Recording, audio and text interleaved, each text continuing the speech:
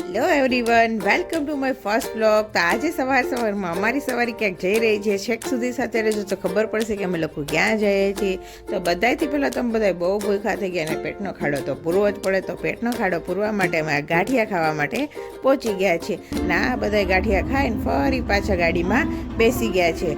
હવે અમારું ડેસ્ટિનેશન આવવાની થોડીક જ વાર છે અને અમે બધા ગાડીમાં બહુ એન્જોય કરી રહ્યા છીએ. તો હું તમને જણાવી દઉં કે અમારું ડેસ્ટિનેશન હવે આવી ગયું છે અને અમારું ડેસ્ટિનેશન છે સ્ટેચ્યુ ઓફ યુનિટી. અને અહીંયા અમે પહોંચી ગયા છીએ. જો આ કપલ કંઈક ગપસપ કરી રહ્યું છે, શું કરી રહ્યું છે કાંઈ ખબર નહીં.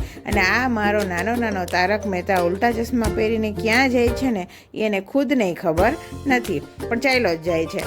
અને આ જો પાછળ અમારી રૂપ સુંદરીઓ તૈયાર થઈને પહોંચી ગઈ છે. ને આ નાના ટેણીયા અમારા ફોટા પડાવે છે. આરામ જો એક ફોટામાં કંઈ ધારાવાટ સાચી હોય તો. ને હવે અમે આ બસમાં બેસી ગયા છીએ અને હવે અમે સ્ટેચ્યુ તરફ જવા નીકળી ગયા છીએ. પણ જો બસમાં કોઈ હતું નહીં એટલે અમને બસ અમારા બાપાની હોય ને એવું જ લાગતું હતું.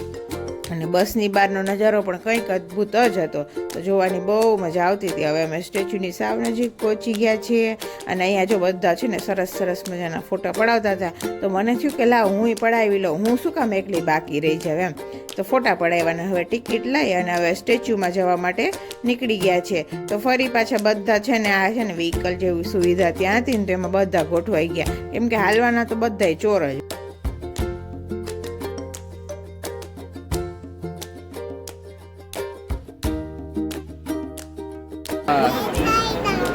હવે અમે લોકો ફાઇનલી સ્ટેચ્યુમાં પહોંચી ગયા છીએ અને અહીંયાથી હવે અમે જે ઉપરની વ્યૂ ગેલેરી છે એ જોવા માટે જવાના છીએ. બધાને બહુ એક્સાઇટમેન્ટ હતું તો બધા ફટાફટ લિફ્ટમાં ગોઠવાઈ ગયા છે. નાના બાળકોને પણ બહુ મજા આવતી હતી કે ત્યાં શું જોવાનું હશે એમ. અને ફાઇનલી અમે લોકો જે વ્યૂ જોયો છે બહુ જોરદાર વ્યૂ હતો સરદાર સરોવર ડેમનો.